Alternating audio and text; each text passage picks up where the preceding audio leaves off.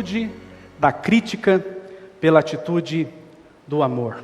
Acho que nós estamos ficando doutorados nessa temática, né? Essa temática que a gente baseou no livro do James MacDon.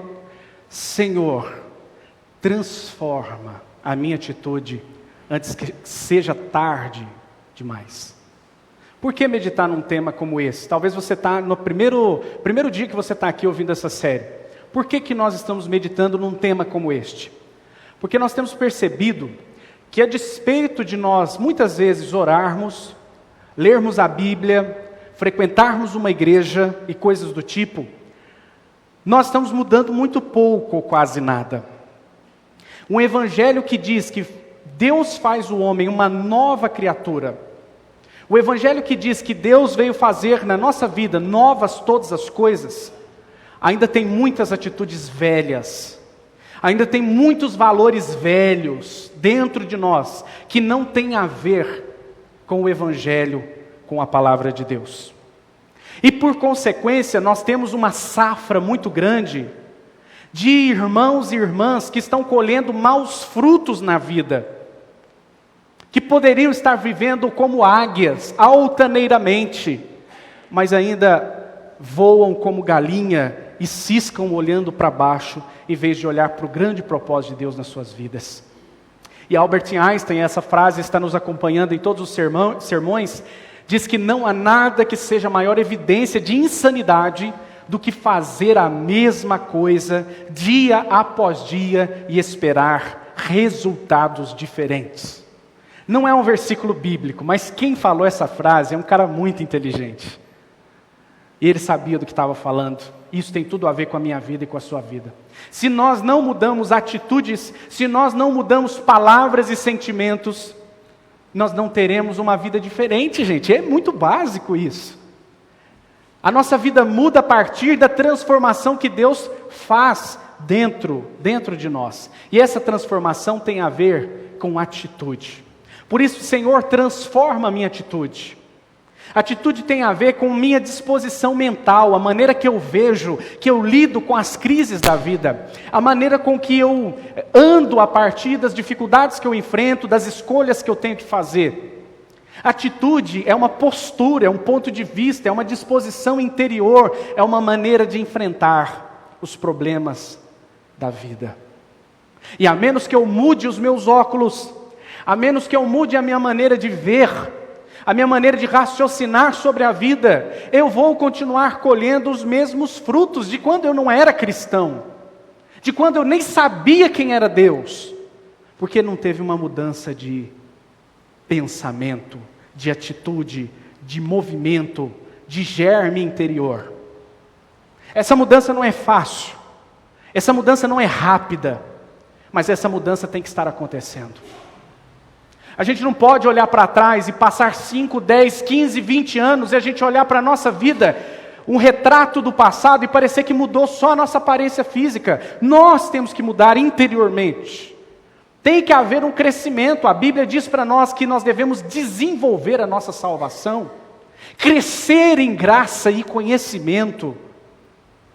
Tudo isso demanda movimento, e a Bíblia chama a atenção, dizendo, olha, dado o tempo decorrido, muitos continuam como crianças ainda, precisando de leitinho, precisando de papinha, porque já não consegue digerir alimento sólido, porque não consegue mais ter as confrontações de Deus, não conseguem assimilar as lutas da vida à luz do Evangelho e da Palavra. Mas quem vai mudar essas nossas atitudes, Anderson? Quem vai operar na minha vida? Porque eu não tenho conseguido, eu até tenho tentado, mas não tenho conseguido, e é por isso que eu digo, Senhor, transforma, porque é Deus, é pelo poder dEle. Lógico que tem a sua responsabilidade, tem a sua parte nisso, tem algo que é ativo seu, e ninguém mais pode fazer por você. Mas nós carecemos do Espírito Santo para nos transformar. Eu não estou aqui para dizer para você que você é um gigante adormecido, você tem a força. Não, você não tem. E talvez por isso você não está conseguindo. Mas nós estamos aqui para oferecer para você a palavra de Deus, para orar pela sua vida, para te apresentar a vontade de Deus. Por isso, se hoje você ouvir a palavra de Deus, não endureça o seu coração. Deus vai falar, você quer ouvir? É por isso que a gente lembra daquelas 5 perguntinhas que eu fiz lá no primeiro sermão da série. Eu não vou repetir as 5 perguntas, mas eu resumi em uma só. Que diz assim: você está disposto a ouvir o que a Bíblia tem a dizer, através de uma mudança urgente em seus pensamentos e atitudes, concentrando-se unicamente em sua vida? Sim ou não? Só isso que você precisa responder. E não para mim, para Deus, porque é Ele que vai operar essa transformação no seu coração. Você está disposto a ouvir o que a Bíblia diz, não o que você diz, através de uma mudança urgente, porque você vai ouvir não só ouvindo, você vai provar que ouviu mudando, através de uma mudança urgente em seus pensamentos e atitudes, mas concentrando-se unicamente em sua vida. E daí vem uma alegoria muito interessante. Você trouxe aqui hoje a pá ou a enxada? O que você trouxe aqui nessa noite hoje? Você trouxe a pá ou a enxada? A pá é quando eu ouço alguma coisa e penso: nossa, isso aqui é para fulano. Nossa, isso aqui é para Beltrano. Nossa, isso aqui vai ser muito bom para o ciclano. Ou você trouxe a enxada e diz: nossa, isso aí é muito importante para mim. Nossa, isso é muito importante para mudar a minha vida. Era exatamente isso que eu precisava ouvir. Se você trouxe pá, não vai resolver nada. Você vai cavar o seu próprio buraco para entrar. Mas se você trouxe enxada, você pode fazer um grande monte nos seus pés. Monte da misericórdia de Deus. Monte do perdão de Deus. Você pode construir, ao invés de uma pá para cavar um buraco e você entrar dentro, você vai fazer um monte para subir em cima e ficar mais alto. E continuar crescendo, e crescendo, e crescendo, e chegar até a estatura da imagem de Jesus, que é o que Deus espera de nós. O que você trouxe hoje? A pá ou a enxada?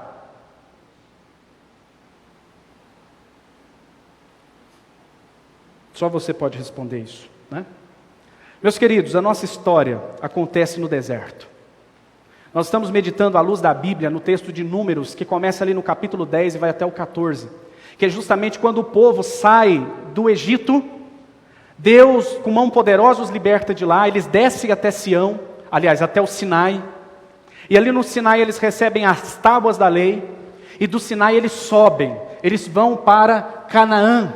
Nós estamos justamente aqui, para que fique claro para você, nós estamos justamente aqui nesse percurso, Nós estamos quando eles saem do Sinai até chegar em Cades Barneia. Os 5 momentos que nós estamos meditando nessa série, que fala a respeito de gratidão, de satisfação, ou de reclamação, de cobiça, e hoje sobre crítica, está justamente nesse percurso do povo. Está nesse trajeto, é ali que as coisas acontecem. E o que acontece de pior ali? Qual que é o grande e maior problema? Que é justamente a causa do fracasso da jornada do povo. Murmuração. A murmuração é justamente a causa, o motivo do naufrágio do povo. E como que a murmuração se manifesta? A gente viu até agora. A murmuração se manifesta através da reclamação. A murmuração se dá através da cobiça. E hoje nós veremos que a murmuração se dá através da crítica. Como assim a murmuração se dá pela reclamação? O que é reclamação? É bom a gente redefinir. O que é reclamação? Reclamação é quando eu estou falando de determinada situação, colocando defeitos, fazendo questionamentos de uma determinada situação, sem orar por isso, sem colaborar com isso, simplesmente sentado na minha cadeirinha, eu fico apontando defeitos nas circunstâncias. Ou seja, eu sou completamente passivo e não ajudo e não sirvo em nada. Porque reclamar, não concordar, é direito de todos. Agora, não concordar e não colaborar por aquilo é muito injusto. E é justamente o que Deus diz. Não. Ao invés de reclamar, você vai agradecer a Deus. Porque em última circunstância, quem reclama, não reclama de pessoas, reclama de Deus. Quem reclama da vida está reclamando de Deus, porque é Deus que deu essa vida, porque é Deus que permitiu essas coisas acontecerem. Quem reclama está dizendo: Deus, o Senhor não está sendo tão bom quanto a Bíblia diz que o Senhor é bom. E cobiça? Cobiça é justamente você querer o que Deus não quer para você. Cobiça é justamente você desejar o que é errado, ou até desejar o que é certo, na hora errada, da forma errada e na quantidade errada. Quando nós olhamos alguma coisa e desejamos isso, ardentemente, a ponto de nós reclamarmos, do nosso coração se entristecer, como eu queria aquilo, sabendo que isso não é a vontade de Deus para você, nisso você peca com o pecado da cobiça. E tudo isso faz parte da murmuração. E hoje nós vamos conceituar o que é justamente a crítica. E no deserto da vida, irmãos, muitas pessoas estão morrendo. Como o povo de Israel, muitos morreram no deserto. Muitos de nós estamos morrendo na nossa vida, exaustos, cansados, deprimidos, sem amigos, sem companheiros de luta, sem ninguém, porque ninguém nos suporta. Porque se tem algo que nós fazemos é murmurar. Tem um personagem dos desenhos, o Rabugento, que cumpre bem esse papel. Quem gosta de rabugice? Quem gosta do rabugento? Que ao invés de questionar as situações e colaborar para melhorar, fica nos cantos. E o pior, né? E ainda aquela risadinha maligna, né? Triste isso, viu? Eu vou deixar isso aí na filmagem, viu? Tá. Ficar na internet, eu vou deixar. Meus queridos, muitas pessoas estão morrendo na cobiça. Estão morrendo porque desejam o que Deus não quer dar. E sabe qual que é o problema maior disso? Eu vou dizer para vocês. Deus está dando. Deus está dando. Deus não quis te dar, porque Ele sabe que não é bom para você. Ele está livrando a sua vida. Mas você quer tanto carne, você quer tantas codornizes, que Deus fala: então tá bom, quer comer carne, vai comer carne. Mas como eu falei no domingo, não tem freezer para guardar essa carne vai estragar, e vocês vão comer e vão passar mal. Não, nós queremos carne, nós sabemos o que é melhor para nós. O que aconteceu? O povo comeu, adoeceu e morreu. Intoxicação alimentar. Já pensou que situação? Não quis o maná, né? O maná tão bom que Deus deu. Não, nós não queremos o maná. Muito bem, hoje nós vamos falar, queridos, sobre esse tema. Substitua a atitude da crítica pela atitude do amor. Lembra, pá ou enxada? Hein? Você tem que escolher sua ferramenta. Nós vamos entrar no bonde agora. E agora você tem que escolher. Nós estamos entrando no ônibus que vai nos levar para a fazenda. E você vai levar qual ferramenta? A pá ou a enxada? Vamos pensar nisso. Primeiro ponto que nós vamos meditar é: substitua a atitude da crítica.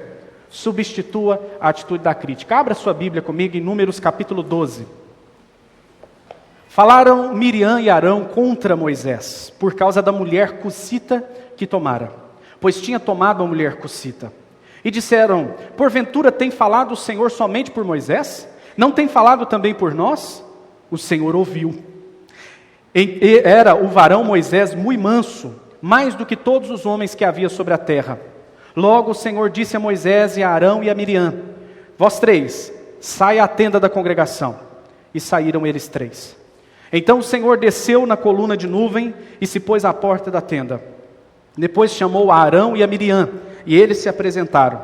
Então disse: ouvi agora as minhas palavras. Se entre vós há profeta, eu, o Senhor, em visão, a ele me faço conhecer, ou falo com ele em sonhos.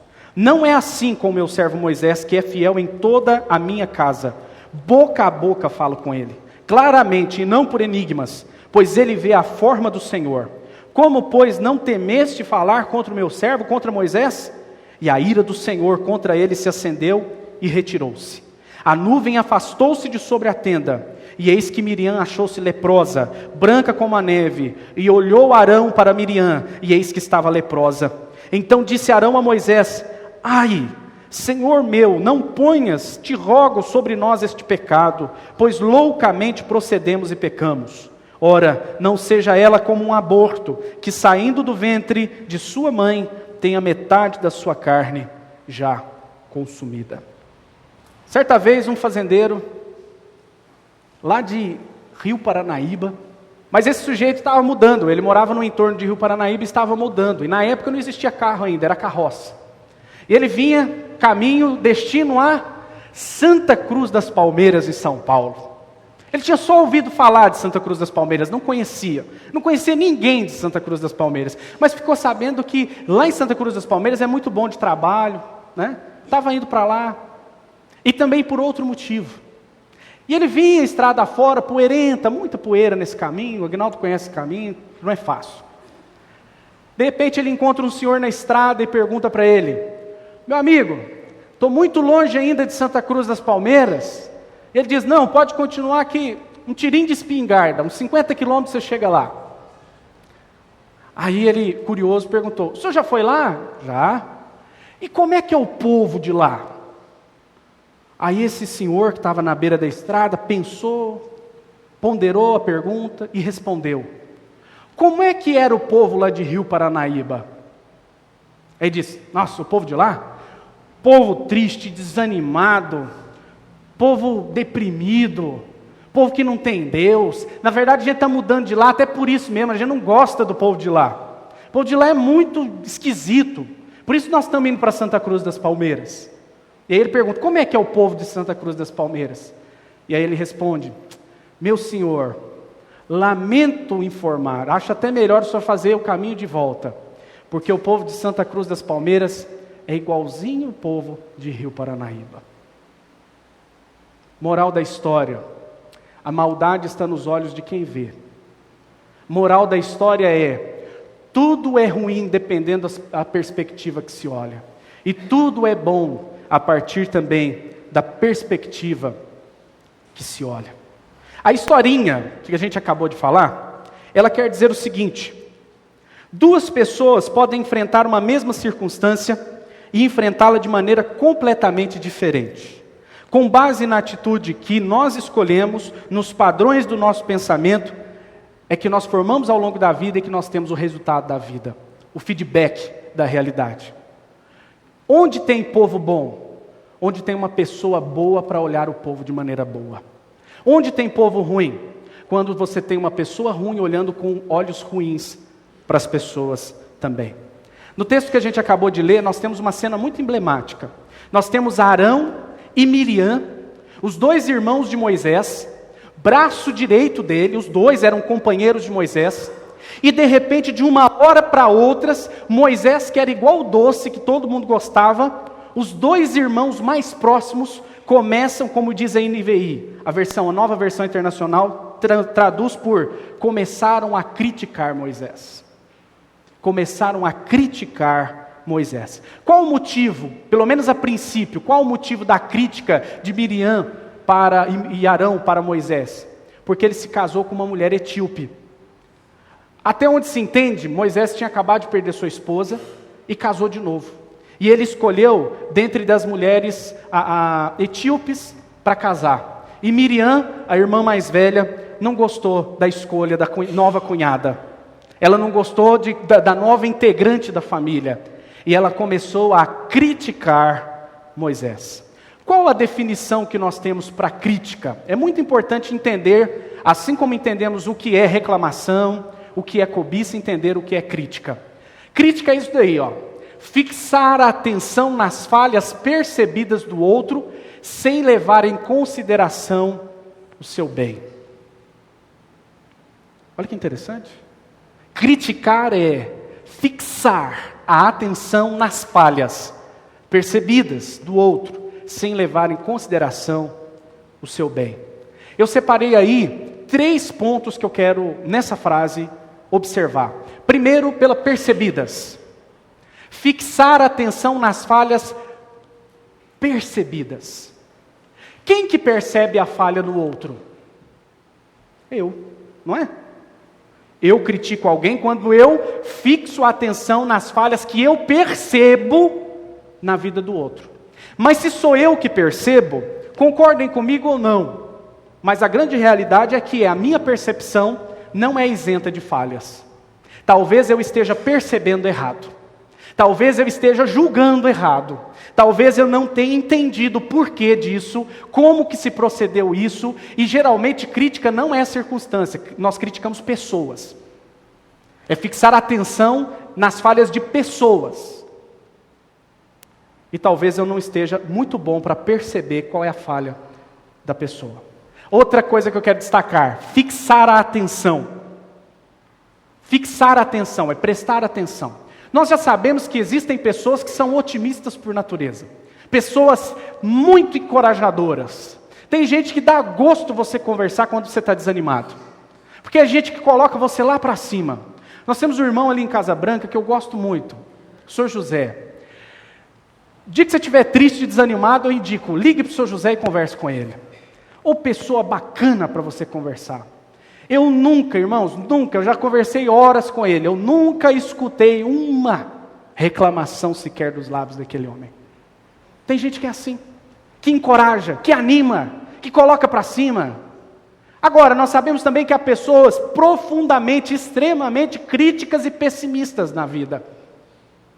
Principalmente quando você escuta as frases que são muito recorrentes dessas pessoas. Está errado, vai dar errado. Veja que isso aí vai dar problema. Ah, isso aí não sei, isso aí eu já não gostei, desse jeito não funciona. São frases muito corriqueiras na vida daqueles que são críticos de plantão. Como é que a gente fica crítico?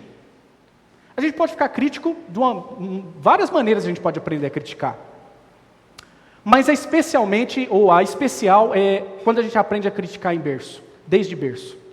Sabe quando seu pai ou sua mãe nunca te elogiou em nada, só te criticou? Você corre um sério risco de ser também um crítico das outras pessoas. Porque aquilo que você recebeu, você projeta.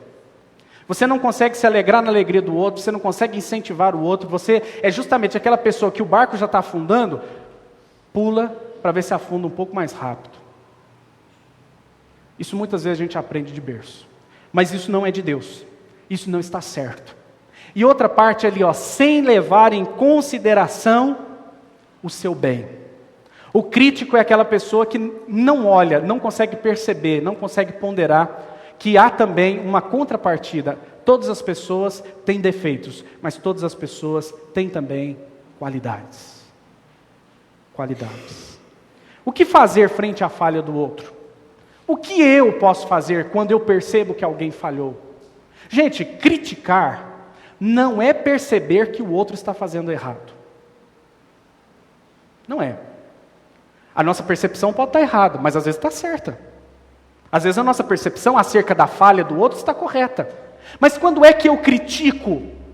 E não vem me falar com crítica construtiva. Não existe crítica construtiva. Crítica é crítica. E crítica dói. Em todo mundo. Não existe esse negócio de crítica construtiva. O que existe é investir na vida do outro. Aí isso aí é construtivo. Quando é que eu posso perceber o erro no outro e não errar? Quando é que eu posso ver o defeito no outro e não errar? Quando eu vejo o defeito no outro e oro por ele. E coloco isso diante de Deus. Eu sinto pena, eu sinto compaixão da pessoa que está na situação. E não consigo dormir à noite sem lembrar dessa pessoa e colocá-la diante de Deus nas minhas orações. Perceber o erro do outro e não pecar com a crítica é quando nós também não só oramos, mas a gente tem a disposição de ir lá conversar com a pessoa. De colocar o problema diante dela, falar, fulano, isso aqui está errado, meu querido. Precisa mudar. Não é isso que Mateus 18 nos ensina quando o irmão está pecando? Vá até ele, converse com ele, converse a sós. Não funcionou? Chame outros irmãos para ir junto também, porque às vezes não funciona da primeira. Não funcionou? Vai de novo, vai com mais gente. Ou seja, insista. E melhor, invista na vida das pessoas. Investimento. O que é investimento? É você trabalhar para melhorar a vida da outra pessoa. Eu não peco com a crítica quando eu olho o defeito do meu irmão, oro por ele, converso com ele e não desisto dele. Sabe por quê? Porque o crítico, ele se isenta da responsabilidade. O crítico é aquele que é muito fácil apontar o defeito da pessoa e dizer, é problema dela, eu quero ficar mais longe.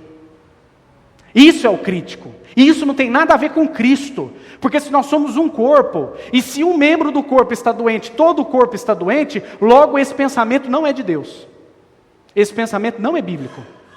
Um pensamento de que eu lavo as minhas mãos e não coopero para o crescimento e o desenvolvimento do meu irmão que está do lado, esse pensamento não procede do Evangelho. Isso procede de corações individualistas, mesquinhos e egoístas, que esse mundo tem produzido de monte. Porque esse mundo não quer se envolver com os problemas dos outros.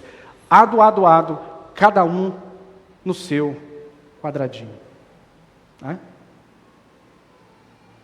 E quem dera se fosse quadradinho de 8. É quadradinho de um só. Sozinho, longe de todo mundo. Meus queridos, uma outra curiosidade sobre a crítica. É conveniente conversar com um terceiro sobre a outra pessoa?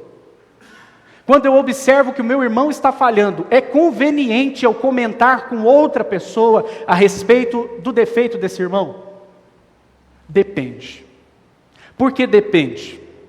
Se eu vou até o outro irmão para conversar a respeito do defeito de alguém, primeiro que tem uma série de critérios, eu não vou falar com qualquer um, eu vou falar com quem pode ajudar a resolver. Se é um novo na fé, principalmente, como é que eu vou lá conversar com uma pessoa nova na fé a respeito de problemas internos, de problema com outro irmão? Isso é profundamente desleal. Mas, vamos pensar melhor. A minha percepção é falha. Talvez eu esteja vendo defeito, mas eu estou vendo coisa errada. Eu estou errado na minha visão. Então, muitas vezes eu vou precisar chegar assim, Eliane, me ajuda, é isso mesmo que aconteceu? É assim mesmo e tal? Não, porque, me ajuda aqui, porque talvez eu estou percebendo errado, me dá uma mão aqui, eu preciso do seu ponto de vista. Você acha que eu estou errado em pensar assim? Você acha que eu estou errado em conversar com o seu Joãozinho lá, a respeito daquilo que aconteceu? Quando é assim, não tem problema. Porque eu estou procurando a Eliane e qualquer outro, justamente para nós juntos comprarmos um problema e investirmos na vida do seu Joãozinho. Agora, se no final da minha conversa com a Eliane, a gente malhou tanto o Joãozinho, mas malhou tanto ele, já deu tanta paulada nele, que a gente não tem nem espírito para no final da conversa orar pelo seu Joãozinho, então o que a gente fez não passou de fofoca. Fofoca. E a Bíblia tem um monte de palavra dura sobre isso, hein? Ai daquele que chamar o irmão de tolo, é passível de inferno. Nós daremos conta de toda palavra frívola que sai dos nossos lábios. A língua é um pequeno órgão situado aqui, mas que faz perecer o corpo inteiro. A língua é veneno mortífero que faz perecer o corpo inteiro. É fogo abrasador, é mal incontido. O homem que domina a língua, refreia todo o corpo. E assim por diante. Quantas palavras bíblicas acerca da língua? É bom a gente pegar a enxada, né? Pego para mim. Pegamos para nós. Muitas vezes, a nossa intenção é até boa, mas a gente deixa no meio da boa intenção perverter o que a gente está fazendo. E o que era para ser um conselho, um discipulado, um aconselhamento, um investimento na vida do outro, passa a ser nada mais do que fofoca. Né? Voltando para o texto que a gente meditou, falaram contra, aí no texto bíblico que você olha no capítulo 12, bem no início, você vai ver que falaram contra, não fica claro no português, mas no hebraico falaram contra está no feminino. E o que isso tem a ver? Foi Miriam que falou. Miriam falou mal de Moisés. E o que Arão fez? Comprou a ideia. Peca os dois. E principalmente a crítica, ela tem um poder enorme de se espalhar. Ela é fogo puro. A crítica é um negócio que um fala, o outro compra a ideia, e o outro já passa para o outro, e dali a pouco está todo mundo inflamado em cima de uma coisa só.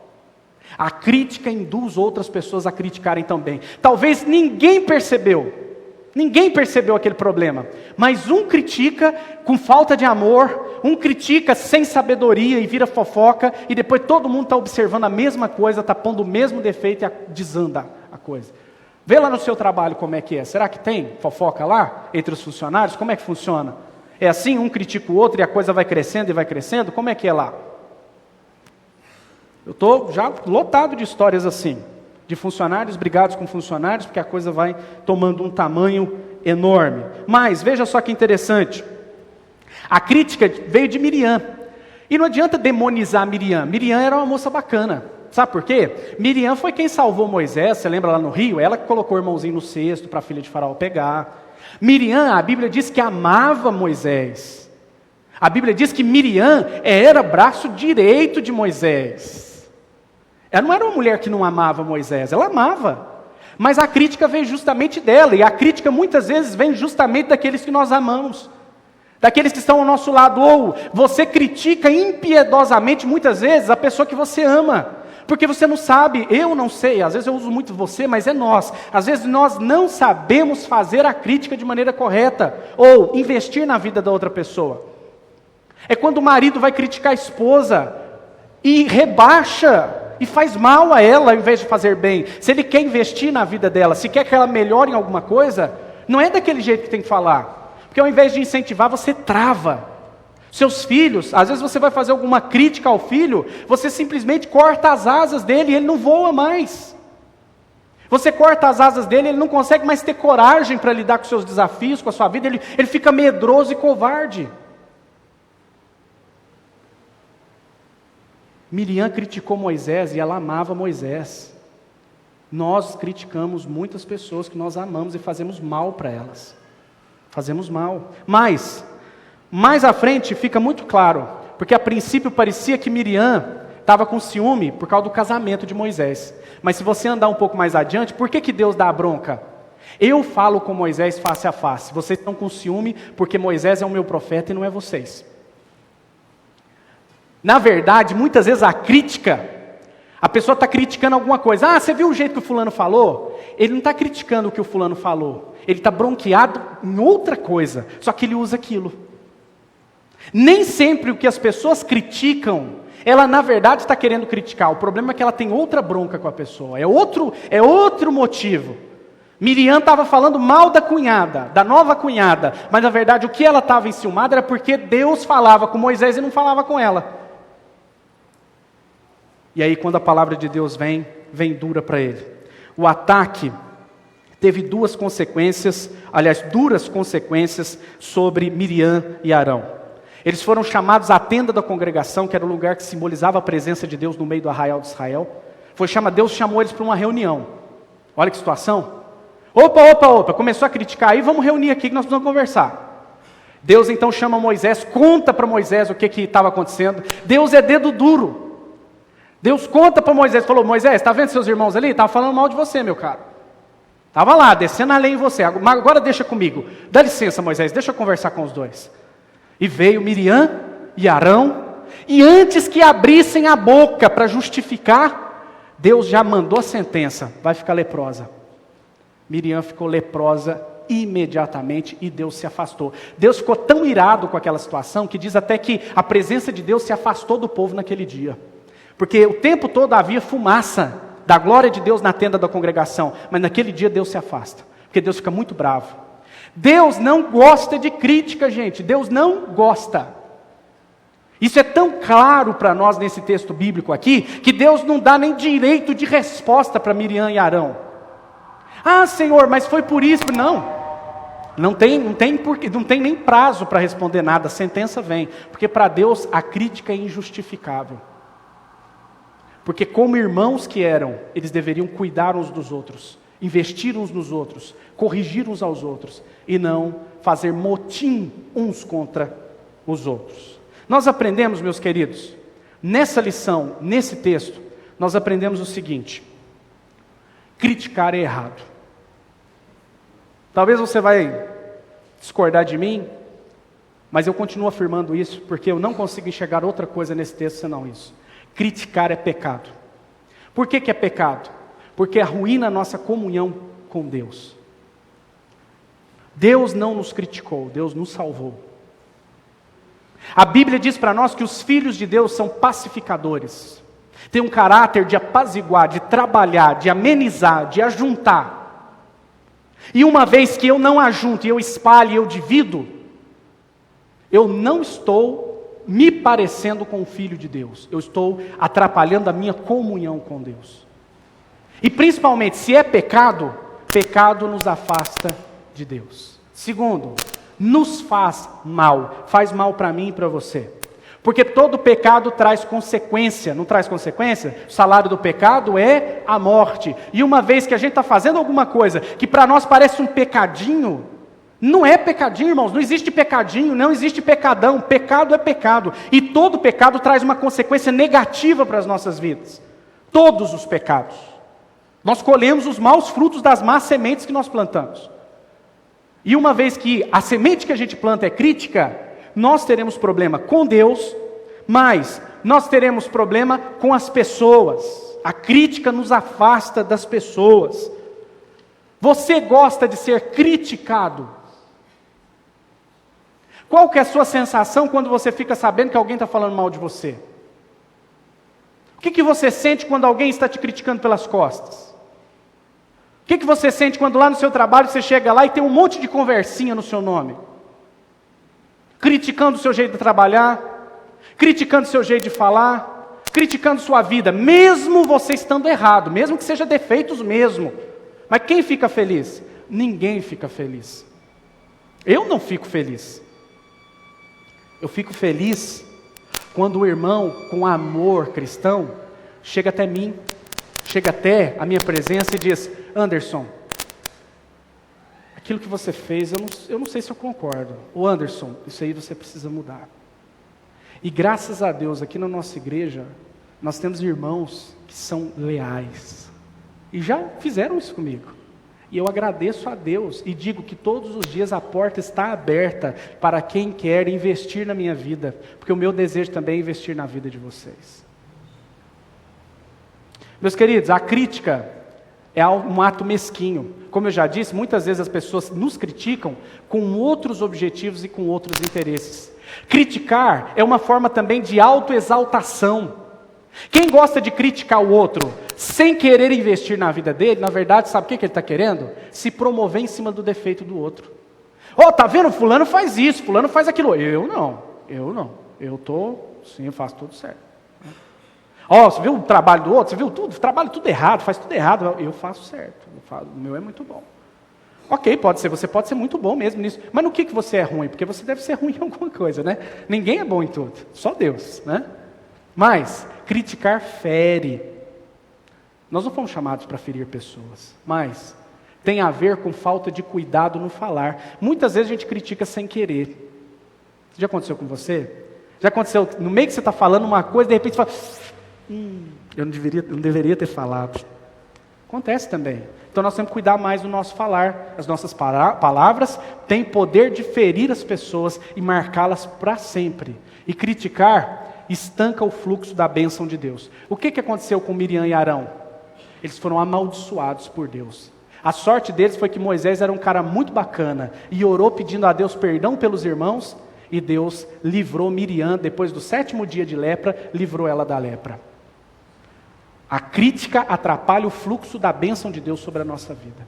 Você quer que Deus te abençoe lá no seu trabalho? Então pare de criticar seus colegas e ajude-os. Você quer que Deus te abençoe lá na sua família? Pare de criticar a sua família e invista nela, e a ame, cuide dela. Pense nisso, isso é muito sério. Refletindo, você é crítico? Eu sou crítico? O que você acha? A pau ou a enxada, hein? Vamos lá. Sou crítico? Estou colhendo as consequências no meu relacionamento com Deus e com as pessoas? Porque o crítico não colhe só no relacionamento com Deus, não, no relacionamento com as pessoas também. E eu estou disposto a me arrepender de ser um crítico ferrenho?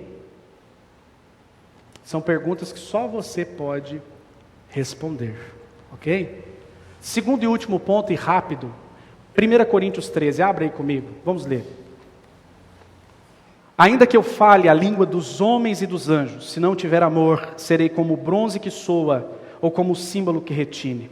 Ainda que eu tenha o dom de profetizar e conheça todos os mistérios e toda a ciência, ainda que eu tenha tamanha fé a ponto de transportar montes, se não tiver amor, nada serei. E ainda que eu distribua todos os meus bens entre os pobres, e ainda que entregue o meu próprio corpo para ser queimado, se não tiver amor, veja, nada disso me aproveitará.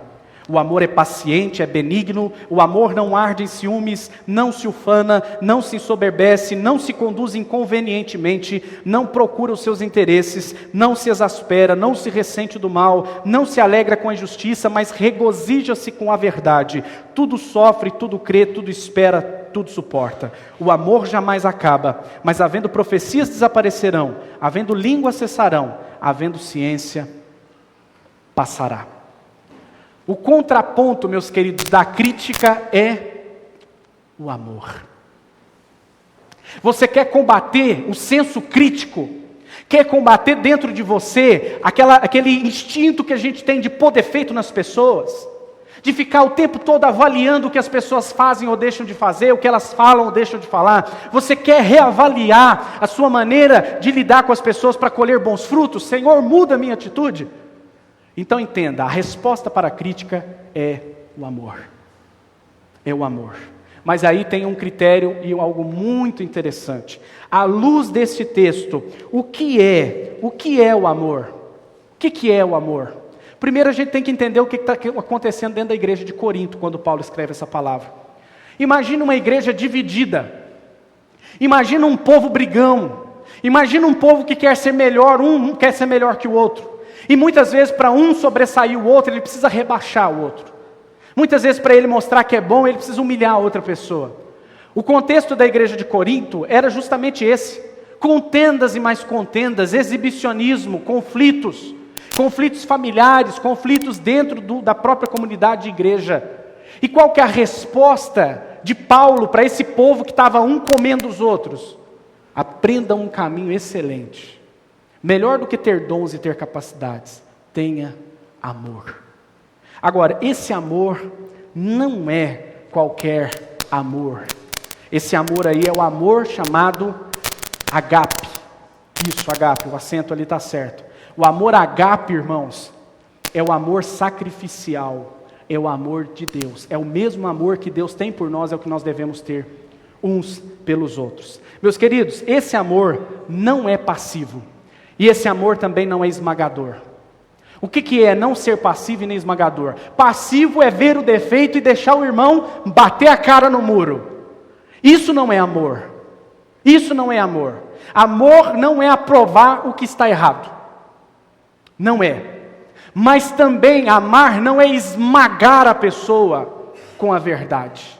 Nós podemos pecar dizendo a verdade. Você já parou para pensar nisso? Que você pode pecar dizendo a verdade para a pessoa?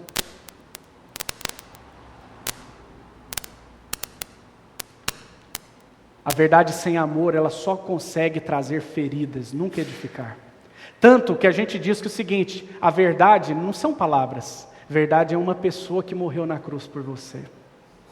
A verdade nunca será separada do amor, porque Deus amou ao mundo de tal maneira que Ele deu o seu único filho, que é a verdade, para morrer por todos nós.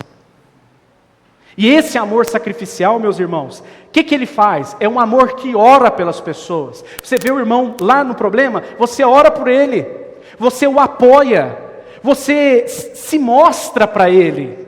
Sabe o que você diz? Fulano, eu estou aqui. Não estou aqui para acoitar seu erro não vou passar a mão na sua cabeça, mas eu prometo que também não vou te abandonar. Eu vou insistir em você. Eu vou insistir em te ajudar, eu não vou desistir de você, eu vou te salvar desse problema. Você sabe por quê? Porque foi isso que Jesus fez por nós. Foi isso que Jesus fez pela sua vida, pela minha vida. Ele orou por nós, Ele nos apoiou na nossa fraqueza e nos nossos pecados. Quando nós ainda estávamos mortos nos nossos delitos e pecados, Ele nos amou. Porque quem morre por um amigo não faz grande coisa. Quem apoia um amigo não faz grande coisa. Mas Jesus nos amou quando nós ainda éramos pecadores, inimigos de Deus. Ele não desistiu de mim, de você, Ele mostrou a sua graça, Ele se mostrou para nós. Ele disse, gente, eu estou aqui, eu vim do céu, eu encarnei na Virgem Maria, eu vim aqui pregar para vocês, eu vim aqui morrer por vocês, eu não desisti de vocês. Deus poderia muito bem do céu, frente aos nossos pecados, nos criticar. Deus poderia do céu muito bem apontar e nos acusar. Mas Ele envia Jesus Cristo para passar a mão em nós, nos acariciar e dizer, eu não vim condenar, eu vim salvar. Eu vim salvar vocês. E por que eu, como imagem de Cristo, não faço isso? Eu estou negando o meu Cristo. Eu estou negando o meu Jesus quando eu não faço isso pelas pessoas. Mas é difícil, Jesus. É duro, às vezes a paciência acaba, é difícil. Mas ele não disse que seria fácil. Não disse, não foi fácil para ele, gente. Foi fácil para Jesus vir aqui no meio de pessoas que o bateram nele. Menosprezaram ele, o cuspiram, mesmo Jesus sabendo todo o poder que ele tinha, de fuzilar todo mundo, de consumir todo mundo, de aniquilar todo mundo, com um simples olhar. Quando ele diz ali se não me engano, para Herodes, ele diz, se eu quisesse, eu chamaria uma legião de anjos, e ele acabaria com essa palhaçada aqui agora. Mas não foi isso que ele fez. Até o fim, mesmo angustiado, mesmo suando sangue, mesmo pedindo ao Pai, Pai, se possível, afasta de mim esse cálice. Mas não, ele insistiu, ele não desistiu, ele foi até o fim. E na cruz ele não criticava as pessoas que cuspiam, que ridicularizavam ele. Lá no pé da cruz, ao invés de ter um monte de gente o incentivando, Jesus é por nós, obrigado Jesus, obrigado por morrer por nós, obrigado por não desistir de nós. Não, no pé da cruz lá estavam pessoas, salva-te a ti mesmo. Se salvou tanta gente, não consegue salvar você mesmo. Meus irmãos, muitas vezes nós vamos ter que nos sacrificar pelas pessoas e amá-las com amor sacrificial, mesmo elas cuspindo em nós, mesmo elas nos difamando. Até nessa circunstância Jesus diz, não desista das pessoas. Eu não desisti. A palavra que sai dos lábios de Jesus é, Pai, perdoa-lhes, eles não sabem o que estão fazendo. Esse é o nosso Jesus. Ele é o modelo. Ele é o modelo.